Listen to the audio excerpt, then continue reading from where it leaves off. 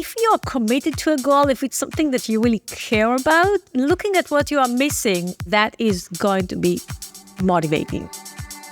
That's Dr. Ayelet Fishbach, behavioral scientist and best-selling author of Get It Done. We also found that how you monitor progress will influence your level of aspiration. That means that if you're looking at what's missing, you will already think about the next step, the next role. Okay, what else can I do?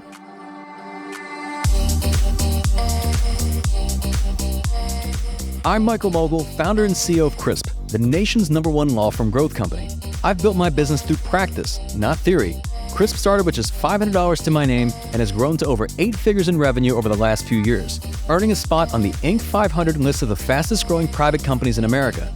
Our approach has been to take everything we've learned about generating massive growth within our own organization and help the country's most ambitious and committed law firm owners do the same for theirs. In each episode of this podcast, I sit down with innovative market leaders from the legal industry and beyond to learn from those who thrive in the face of adversity, challenge the status quo, and define what it means to be a true game changer. Today, we're revisiting one of our most popular episodes from the podcast where I sat down with Dr. Ayelet Fishbach to discuss the truth behind self-control and willpower, how our environments impact our behaviors, and how failures and setbacks can actually increase our motivation.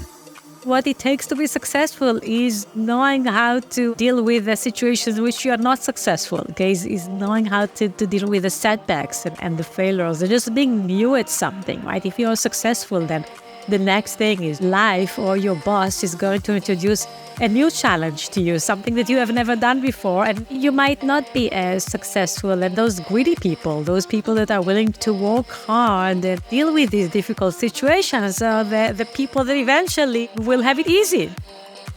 That's coming up on the Game Changing Attorney podcast.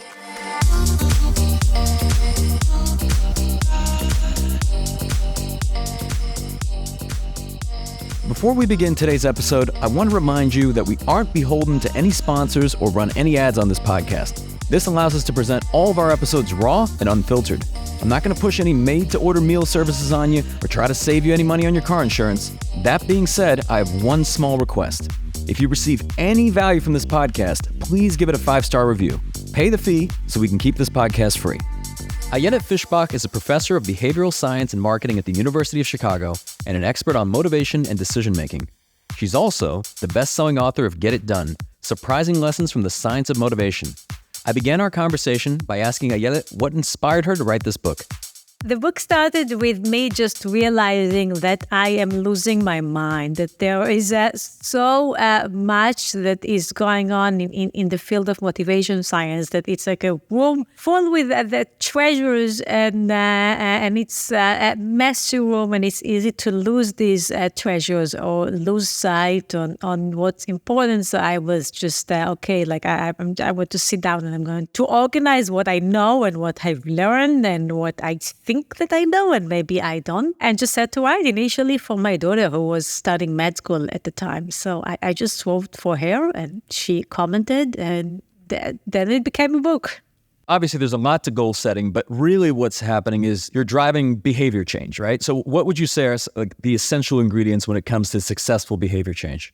Successful behavioral change is not just goal setting. Okay? It's goal setting. It's monitoring the progress toward the goal. It's sustaining your motivation once you have set the goal. It's getting social support, multi-phase process. But the key is to understand that you change your behavior by changing the situation in which it occurs. Okay? And you change others by changing their situation. And you change yourself by changing your situation. And now, a trivial example is setting an alarm clock. Okay? You want to wake up in the morning. You set an alarm clock. When the alarm goes off, instead of a quiet room that allows you to sleep, you have a noisy room where it's impossible to be sleeping. Everybody knows that. That's intuitive.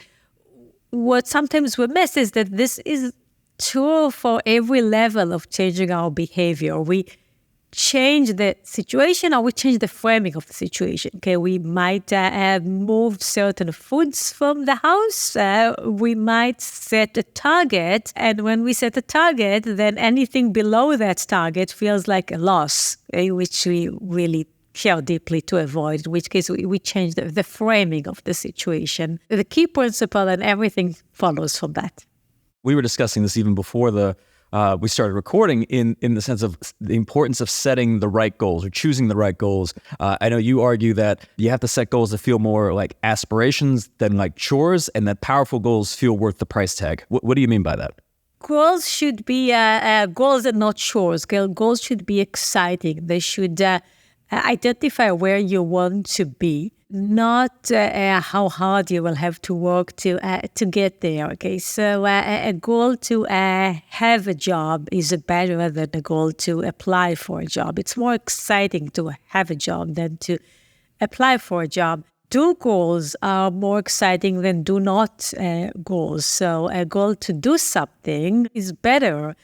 A goal to get in touch with some people, to work together on a project is better than if you set your goal as I am going to stay away from certain people or from certain activities in my life. The most important element in setting a goal that's not a chore is intrinsic goals, is setting a goal that feels right to do and not only to achieve. Intrinsic motivation is the feeling that you have that what you do feels good at the moment, or feels right at the moment, as opposed to first I will do it and then later I'll get some rewards. Our goals are often not 100% intrinsically motivated. We are going to work because we need to get our paycheck, and not only because it feels right and good to do our job. But the extent to which doing something feels right as we do that, the extent to which we are intrinsically motivated, we will stick to the goal. So this is the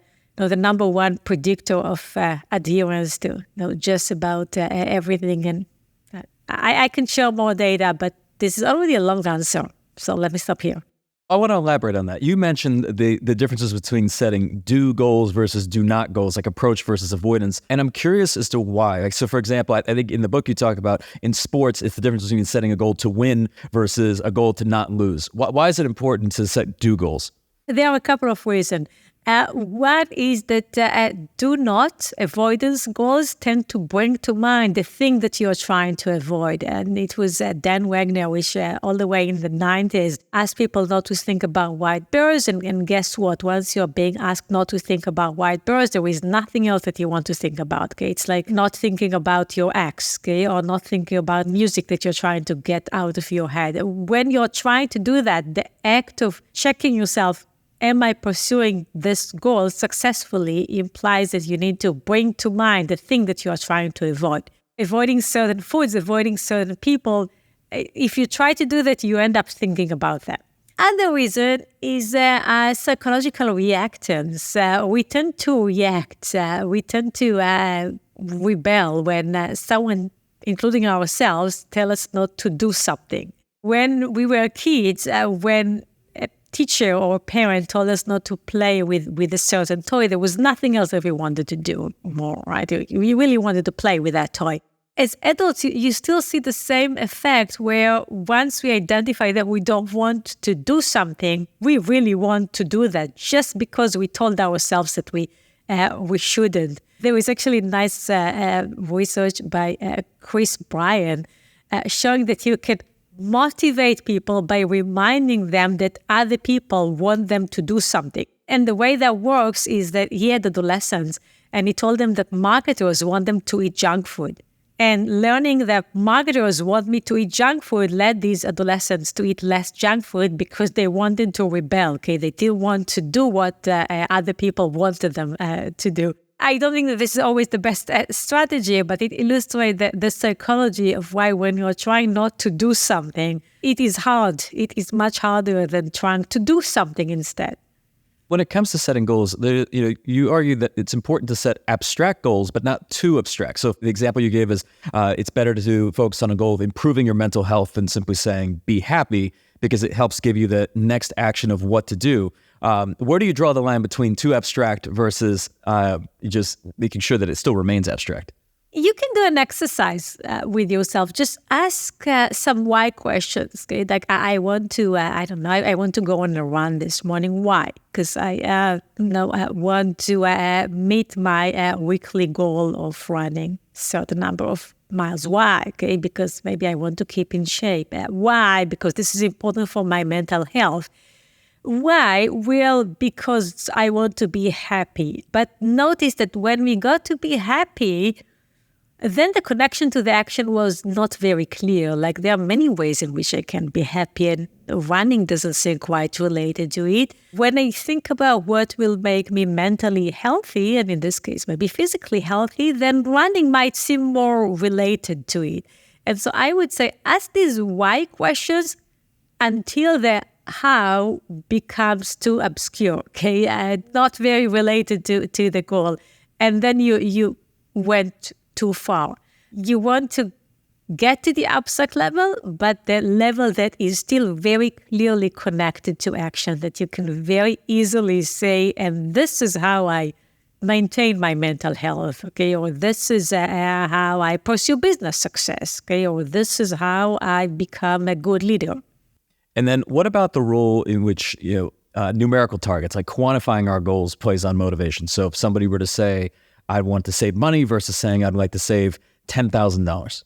Numerical targets work, and they work to the extent that they motivate people to meet their target. You want to get the specific number. Paper published that looked at the distribution of marathon times in the US, and they had about 10 million marathon runners. And what they found is that there are many more people that are finishing the marathon just below the target, okay, just at let's say 3 hours and 59 minutes, than just above the target, which would be 4 hours and 1 minute, because many marathon runners want to finish a marathon under 4 hours. What's going on here? Well, once you set your target as 4 hours or 3.5 hours or 4.5 hours, this is highly motivating. You really want to meet this number. You are willing to work hard so that you get to that target. And so saving 10,000 or any other number that you came up with is better than just saying, I'm going to do my best. But there is one caveat that we often care about the number more than about the goal, and that can be dangerous. In the past, caught my 10-year-old waving his hand in the air by the end of the day because he was trying to get his Fitbit to the number of steps that he thought he needed to reach that day. Well, waving your hand in the air is not going to actually get you the steps and help your physical health, as we all know. Companies sometimes encourage employees to engage in unethical or at least less ethical activities so that they can meet that target. And so I say that it's important that the target has a number. Okay, it could be how much, it could be by when. Okay, we need to finish it by the end of the month, okay, by the end of the week. But you also need to realize that the only purpose for setting these targets was to motivate yourself. And if now the target motivates you in the wrong way, then step back, reevaluate the goal, and maybe set a different target. In the book, you discuss overly optimistic goals, and that many of us as leaders are very ambitious and sometimes optimistic on what a goal is that we can achieve. But where do you draw the line between optimism and what's truly unrealistic, right? Because you could argue that there's organizations like SpaceX and so on that have to set very optimistic goals to make things happen. How do you know when a goal is too optimistic? Goals are usually optimistic, okay? And they are usually slightly optimistic, and this is good, okay? Like you'll have to work harder than you intended in order to meet that specific target number. That also means that, if you said that you're going to finish your project by the end of the month and you finish it like a few days later, this is good. Like the goal still worked in the sense that it still motivated you to work hard.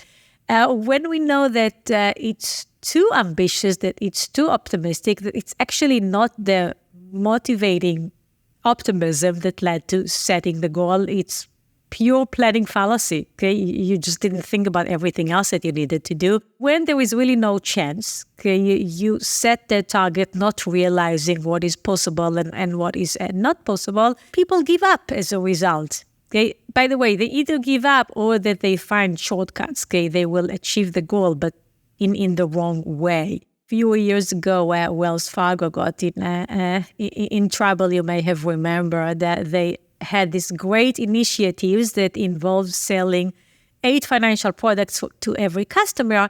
And as it turned out, you really cannot do that unless you are selling customers products that they are unaware of. If you see that employees need to use these shortcuts, or that they're giving up, okay? That they are less motivated because they say, well, it's nice that you've set a target, but there is no way I'm getting there. Then you know that your target needs to be adjusted, and it's perfectly fine to adjust your target. Okay? These targets are not set in stone. We design them so that they will motivate action.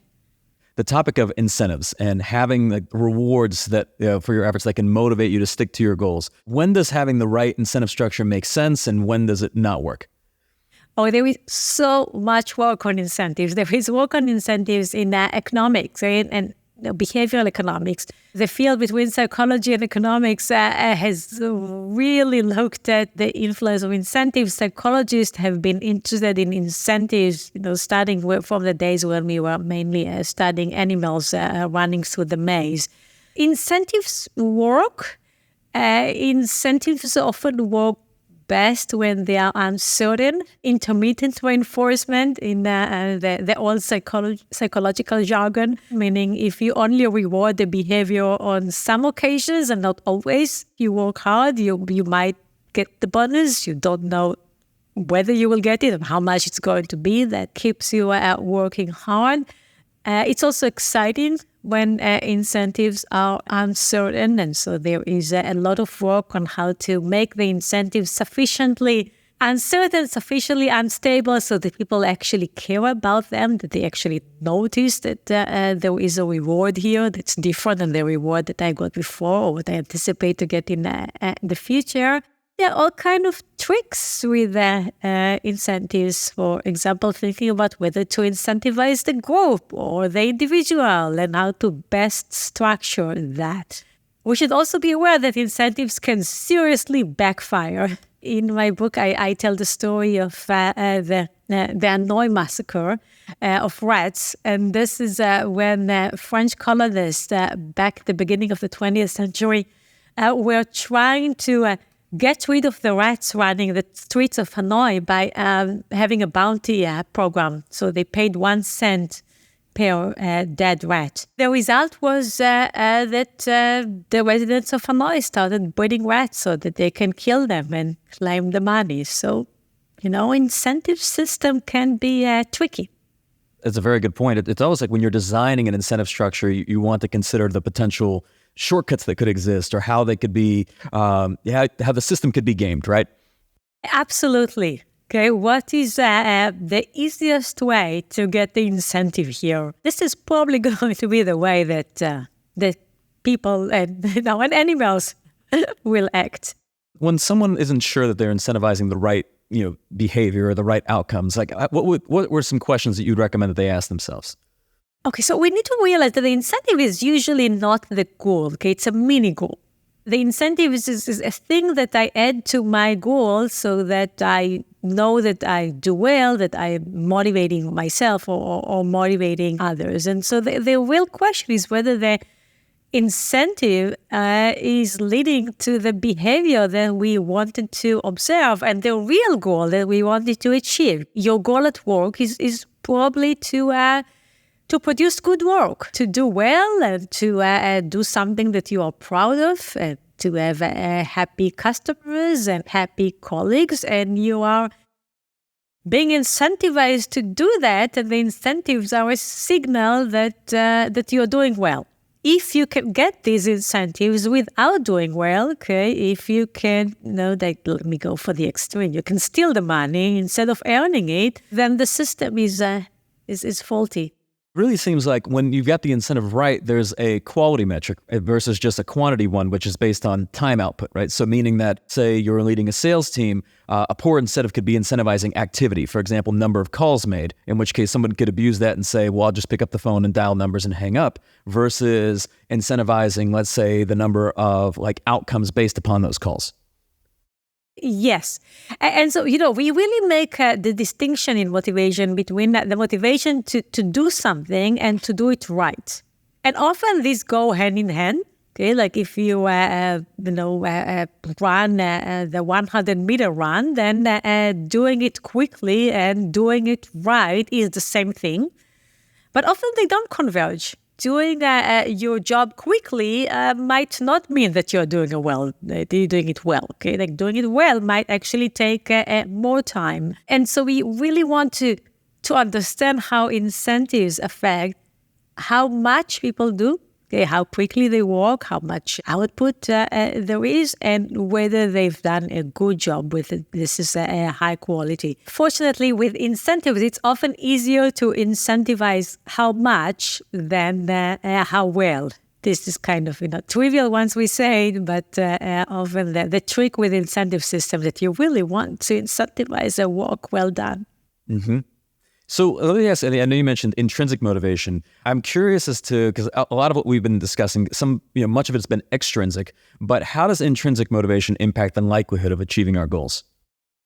Intrinsic motivation predicts adherence to goals, and this is basically something that we see everywhere that we looked. Okay, we looked at New Year's resolutions, and then in the US, most people set New Year's resolutions. Most of the resolutions are related to health, so like eating healthily, exercising. Second most popular category is like professional and financial goals. Okay, do well at work, save more money, and so on.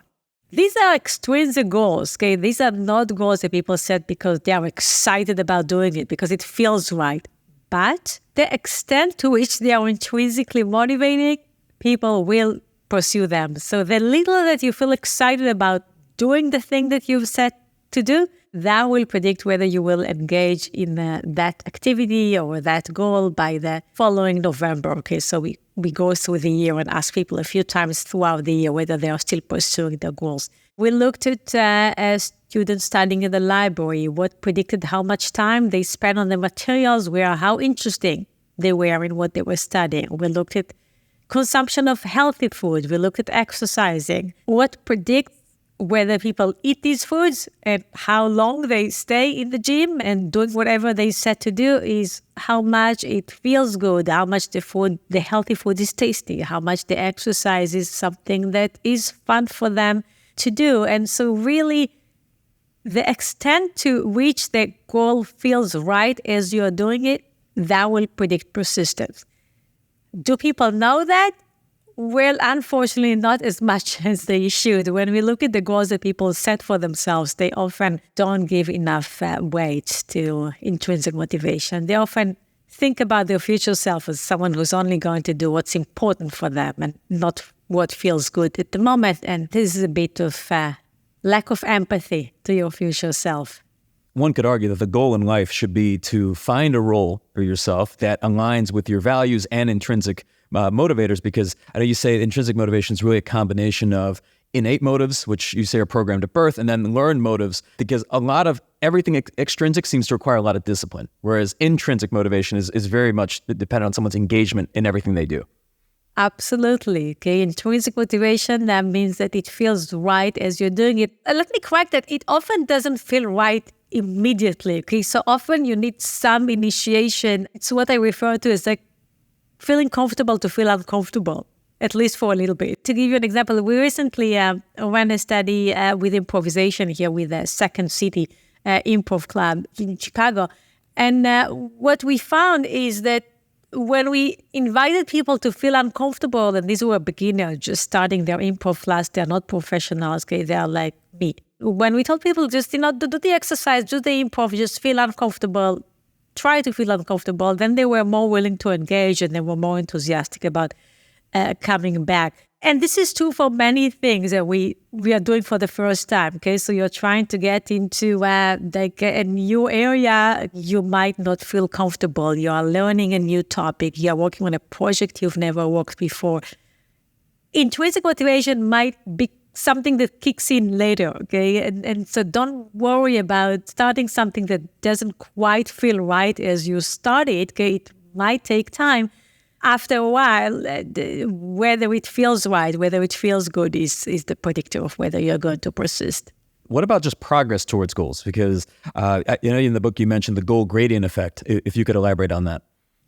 Yeah, the goal gradient refers to the increase in motivation as we are about to reach a goal. Okay, and so now when we look at promotion and loyalty programs, we see that many customers drop the program after one purchase. Very few drop the program when they are just one purchase away from receiving the reward. Okay? If they are very enthusiastic about making the last purchase, it will get them that reward. Students that drop out college, and this is about half of the students that start college, they usually do it in the first couple of years, not when they are about to get their college degree. The reason is that there is really more than you get with your last few steps than your first few steps. For all or nothing goals, now like your last purchase gets you a reward. Okay? Your first purchase gets you just a tiny part of a reward, and so motivation will increase over time.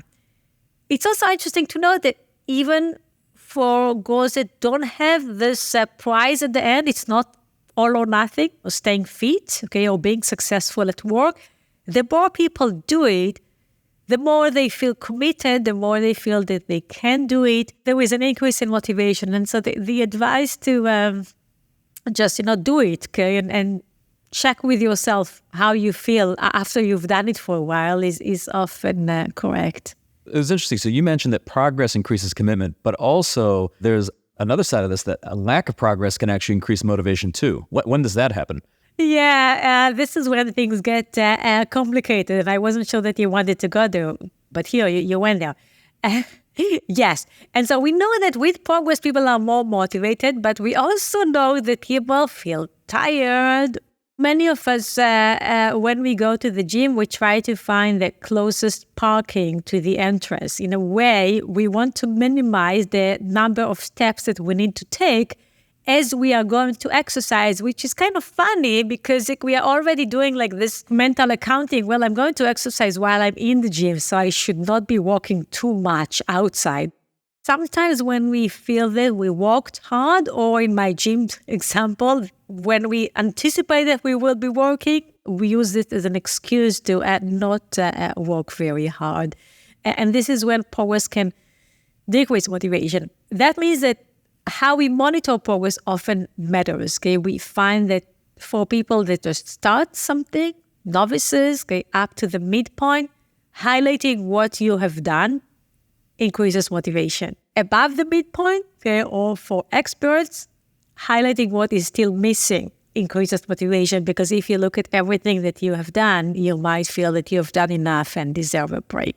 You mentioned really the middle, which seems to be the danger zone. And this is where kind of a mix between when you have progress, like completed actions, and then lack of progress, which is really missed actions. Is the goal to be in the middle for as short as possible? Absolutely, right? So we are motivated when we start something. We are motivated when we are about to finish. In the middle is when we lose sight of why we do what we do, and our motivation is on the decline. The solution, keep middle short, okay? An annual saving goal is too hard, okay? There is just too much time that is in the middle of the year. Maybe set a monthly saving goal, okay? A monthly exercise goal is probably too long, okay? A weekly exercise goal means that there is a short middle. There's a beginning and end, and just a few days that are in the middle, and that makes it easier for people. So, yeah, keep middle short. You also mentioned that how important our goals are determines how likely we are to be motivated by progress or the lack of it. What do you mean by important? If you're committed to a goal, if it's something that you really care about, looking at what you are missing, looking ahead and say, I'm that far from where I want to be, that is going to be motivating. Not really sure that the goal is important, then looking back is going to motivate you. So, we ran a study with students who were either studying for a really important exam or an exam that wasn't really important. It was a pass-fail exam, and students didn't really think that they should study much for it. The important exam, when they were thinking about the materials that they have not yet covered, okay, what's still missing, that made them work hard. The unimportant exam, where it wasn't clear whether they should really be studying in the first place, well, when they thought about what they have already done, okay, the materials that they've already covered, that increased their motivation. So we really need to be thoughtful in how we monitor progress. We also found that how you monitor progress will influence your level of aspiration.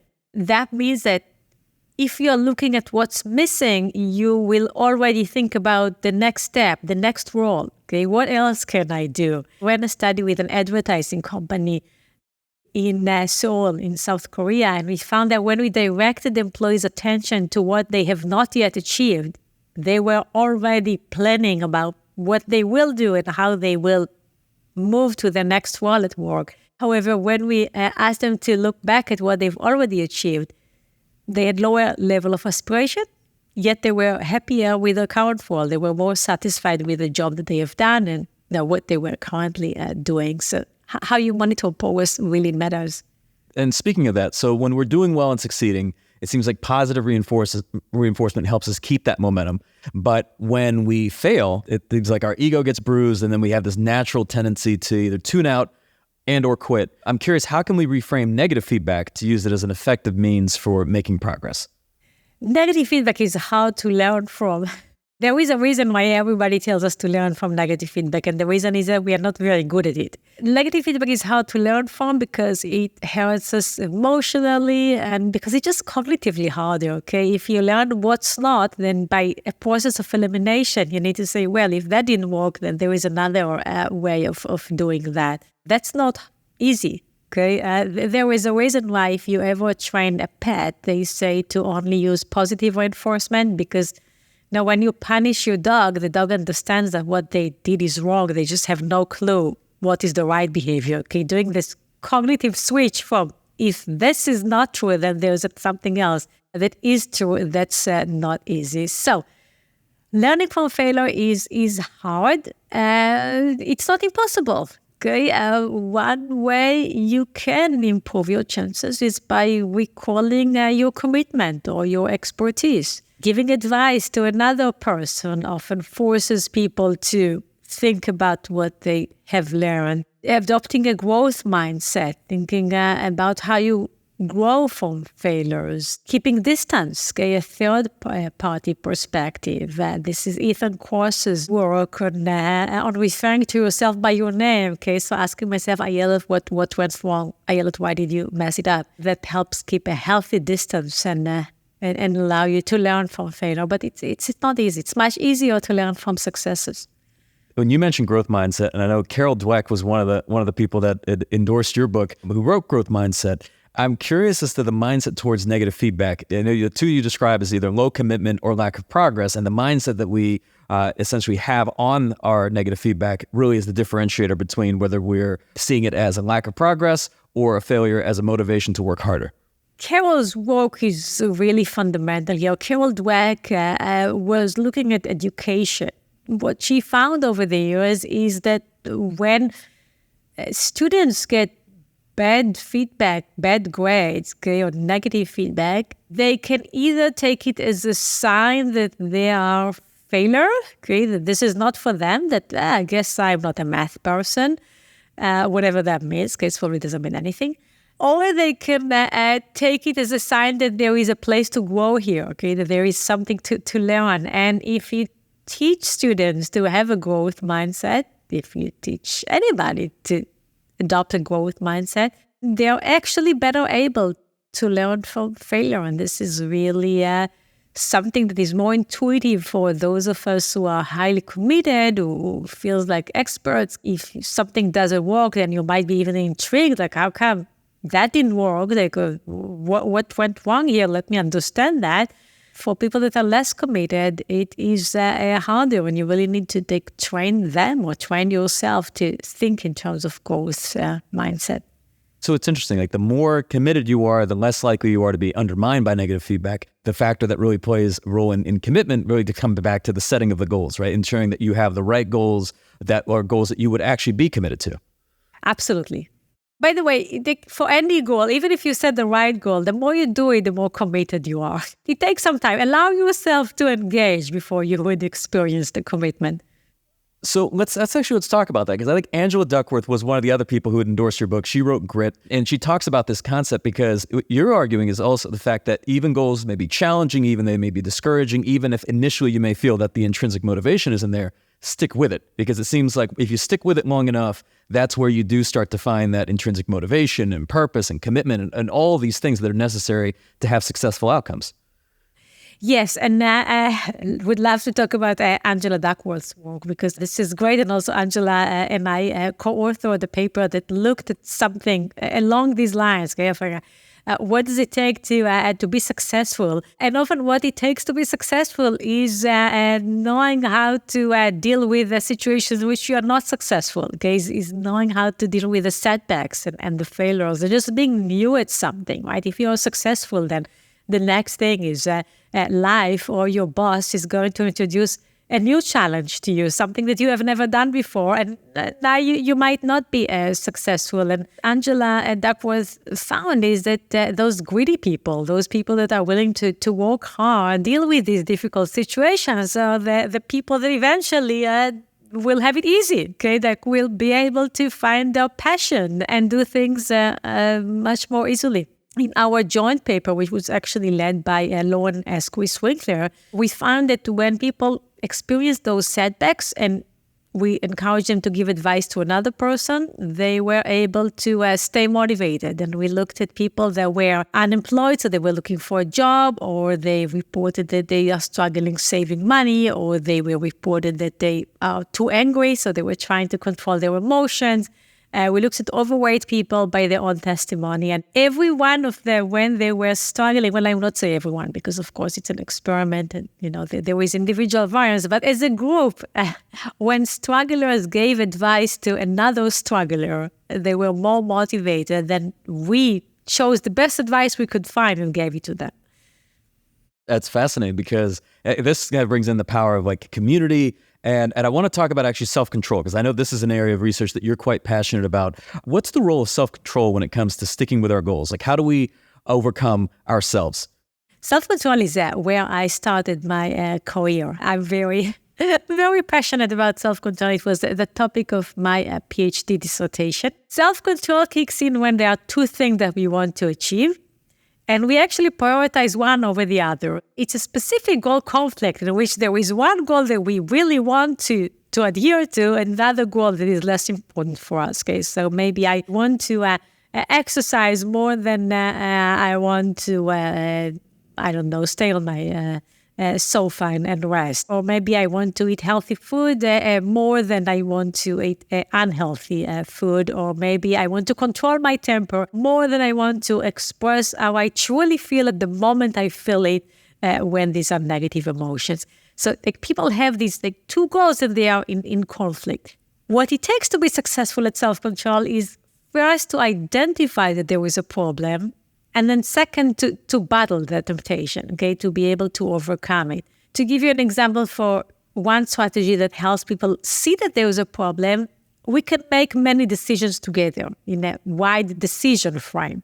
When people, for example, thought about all the exceptional expenses that they will have this year, all the times that they will be going to a hotel room, okay, or, buy a champagne bottle, they were planning to spend less money than when they thought about just like one time. Okay, one time that I will go to a hotel room, one champagne that I will buy, or one gift to a friend. And that's research by Abby Sussman here, my colleague who studies consumer behavior. We find that even with unethical behaviors, okay, when you ask people, would you take office supply for personal use just once? Then most people say yes. And then would you do this 10 times this year? Most people say no. Okay, just thinking about multiple opportunities together helps people see, this behavior is actually not the way I want to act, okay, the way I want to see myself, if you will. Then the second challenge is to exercise self-control. And what we find is that when people are aware that they are going to have a temptation, they are better prepared. They are better mentally and often physically prepared to resist. So interventions such as reminding yourself that it's going to be a very tense situation, it's going to be very easy to lose your temper, or there are going to be lots of alcohol at the party, or you are going to be tired and wish to skip your daily exercise.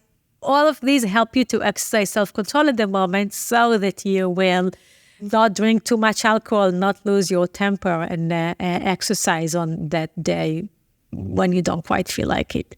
So it seems like we're not very good, just as a whole, at self-control, right? And it really at willpower. I'm curious as to the relationship between willpower and then environment. So, for example, if somebody aims to eat healthy, are they better off, exercising, these practices of self-control or removing all unhealthy foods from their home?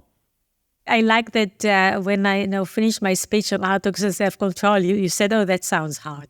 And you are right. It is hard to exercise self-control. And you're also right that, the way to change our behavior is to change the situation or the way we frame it. If there are no donuts in my office, it is much easier not to eat donuts than if there are donuts in my office. Removing certain tempting stimuli for my environment is often the way to go. Given that you cannot fully remove all temptations from your environment, then the way you think about these objects or activities also matter. Okay, if, for example, you told a friend that you are not going to touch these donuts, or if you made a rule that you don't eat donuts in the office, despite the fact that they might be there because someone else brought them to you, should still be able to resist, or at least has a better chance. It's hard. Donuts are good. Yes. Well, and what I've seen, whether it's, donuts or, drinking or whatever it is, you see people and they're in situations that require this degree of self-control that they begin to negotiate with themselves, right? Like they're looking at the sweets and they're thinking, what if I just had one donut, right? And then one turns to two, it turns to five and beyond. I agree in the case that we can't completely remove ourselves from all environments. I imagine we have to socialize as human beings. But for someone who is really struggling with maintaining a certain habit or progress towards a goal, at what point do you say, hey, you've got to really control the environment of what's around you, the people around you, and approach it that way? You should always start with the environment. It's it's the easy way. Don't have certain things in your environment, or do have certain things in your environment. Let me give the example of working from home. Okay, back in the days when we all worked in the office, it was easy not to feel tempted to do my household chores when I was in the office. There was clear separation. And when I was at work, I was just working. And when I was at home, I was doing everything else. But then the situation has changed on us. Okay? And many people are working from home, at least part-time. And now you have to build all these self-control devices. Okay, now you need to say, well, when I sit in this room or in this space, I focused on work, and maybe I cannot quite work in my kitchen because there is just too much that is going on there. Before I mention all the foods that are there, that is distracting. And so, yes, you're right. In certain environments, that's easier, and we should design our environments so that there are fewer temptations there. But we should constantly adjust and constantly think that we can remove from the environment. We should be thoughtful about where we put ourselves so that it is easier to get things done there. And what about juggling multiple goals? So, for example, when somebody finds themselves in a situation where they almost have conflicting goals, let's say they're very career-driven and they want to really grow in their career, which requires a certain level of commitment and dedication, but then they also want to spend more time with their kids. How do you basically reconcile the two?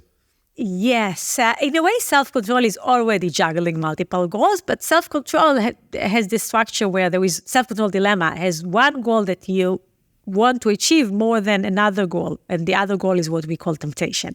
When we juggle multiple goals, this is when we are looking to get some balance. Okay, we don't prioritize one thing over the other. Okay, we don't prioritize our family, let's say, or we don't prioritize our career. We want to find the right balance. Many times that is the situation that you'll find themselves at.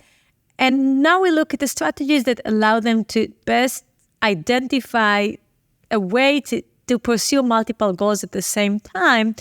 One thing that we looked at when we look at the activities that people choose is that often there is a preference for what we refer to as multi-final means or multi-final activities. And these are activities that help you achieve several goals simultaneously. Okay, it's what I refer to as feeding two birds with one stone. Okay, because I don't like killing birds. Commute to work by bike, so you both get to work and you get your exercise, or bringing your food from your lunch from home, so that it's both healthy and less expensive. You save the calories and the money at the same time, and so finding these activities, finding ways to do several things with one action is beneficial. It requires some designing, okay, some thoughtful plan. And it's in particular important when people have more demands on their life, okay, when you have, let's say, a busy career life. And as people age, when they have fewer resources, okay, often fewer physical resources. So you really need to be thoughtful about how to organize your life so that you pursue several goals with the same activity. The other structure that I would mention is when you have several activities that all serve the same goal. Okay, and we refer to this in motivation science as an equifinal structure, or all roads lead to Rome. In this structure, the advantage is that you have a plan B. Okay, if you can think about 4 ways in which you can exercise. Okay, you can go to the gym, you can run, you can do yoga at home, you can go on a walk with a friend. Then in a way, you only need one of them, or at least one of them in a day. But by the fact that you can generate several, you increase your commitment and you have a backup plan is helpful for people as they think about following through with these goals. I want to talk about this, the short-term behaviors sometimes that sabotage our long-term goals. So you mentioned earlier when we first started speaking that we discount our futures, right? So this belief that our future is worth less because it's not happening right now. How does this play out just in the form of not just goal setting, but just in our behaviors as it relates to patience? Patience requires that we forego something that is available sooner in order to get a better option later. With savings, it means that I will not use the money now, because if I keep it aside, then I will have more later. Or, with a pursuit of professional advancement, okay, I might take a class that will be hard now, but in the future, that means that I'm eligible for a better role, for a better job. Patience is hard because it requires giving up on the immediate outcome. And as humans, we want something immediately. Okay? We are present-oriented. If I can get something now, it is so much more valuable for me than if I can get it in the future. Okay, there is a reason why people are willing to pay more for things that are available now. Okay, why we pay more for a flight if we fly today, or for a theater ticket. Why we are paying for expedited delivery. We like to get things now, and patience goes against it. Where much of the work in motivation science is directed to helping people wait, okay, to helping people realize that it might be a better deal not to get this thing right now, because there is a better option later on. It seems like the people we surround ourselves with, that seems to play a significant factor in our motivation to achieve goals. How is it important in terms of this community, role models, even anti-role models, as you mentioned? Yeah, thanks for mentioning that. This is the part, the fourth part that is often neglected, okay? And again, like the naive perception that we have is that if something is important for us, we are just going to do it. I say naive because if the environment is not supportive, then I am very doubtful that we'll be able to do it. We pursue goals with others and in the presence of others. That is, many of our goals require a team effort, okay? We do things with other people at work. We work with other family members. I would say that if something is really big and important, usually someone else is helping. We are not doing it by ourselves. And then we are pursuing many individual goals in the presence of others, okay? Whether you will be successful at your work, well, that might depend on your role models, okay? The person that is working next to you. Whether you are able to stick to your health goals might depend on your family members, which are just there and watching you and either help you be accountable for your goals or discourage you. Designing the social support, finding your role model is really critical. I write about anti-role models also. Anti-role models are the people that we don't want to be like, that demonstrate the person that we do not want to be. And it's often helpful to know, like, I don't want to be like that person. I want to be like another person. Like my colleague X is not the person I want to be. My colleague Y is the person I want to be. Your role models is usually someone who expresses the right values. Okay, so it's less about their behavior. It's more about what they believe in. Okay, that they actually chose to behave in a certain way, that they believe in certain values. And your best role model also wants you to be successful. And I give the example of watching athletes on television, which I don't think inspires anybody to exercise. The person in your life that wants you to exercise, okay, that wants you to be successful in like whatever you do, like in your profession, in your family life, in your health. This is the person that motivates you to act. This is your best role model. Why is that? When we're watching, let's say, athletes on TV, that doesn't motivate us to exercise, is it because of a disconnect in saying that we are too far apart, we're nothing alike, versus somebody that you may know that perhaps you have more commonalities with or even similar upbringing? Yeah, absolutely. So two things there, okay? One is that, they're too good, okay? It's like I look at them and say, well, I'm not like that. Okay? I will never be like that. Therefore, it becomes irrelevant. Okay, they do amazing things, given that I cannot quite be there. Why should I bother? The other element is that they're not part of our life. They don't want us to be successful. And it really matters that your role model is someone who wants you to be successful. Often it's someone that you know, but it doesn't need to be, okay? Like a good leader might be someone that you may have never met personally, okay? It might be a political leader. It might be like a company leader that is just too far from you. And nevertheless, when you listen to them, they express a desire that you will do something better. And you get that, and you understand that they care about what you do and want you to be successful. And these are the people that might get you to exercise, not the athletes that's pursuing their own personal achievements. And as we come to a close, this being the Game Changing Attorney podcast, what does being a game changer mean to you?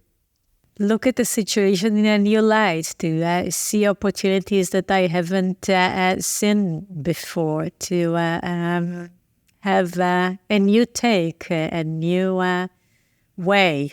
My book was a game changer for me because it opened the door to so many new experiences and conversations that I didn't have before then, that I was very much for many years talking about motivation science only with fellow academics. And then I found myself in all these conversations that really smart people that don't study motivation. It was a total game changer.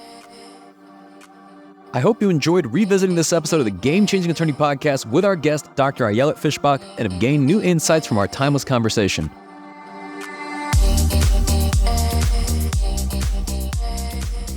If you found this episode valuable, here are 3 free ways that I can help you grow your law firm. Number 1, download the first chapter of my book absolutely free at GameChangingAttorney.com. Number 2, you can shoot me a text at 404-531-7691 and I'll answer any question that you've got for me. And finally, number 3, if you can leave this podcast a 5-star review, it'll help us gain access to more influential thought leaders and bring their lessons learned here to you. For more information on our interview with Dr. Ayelet Fishbach, see the show notes for this episode in your podcast app or visit legalpodcast.com.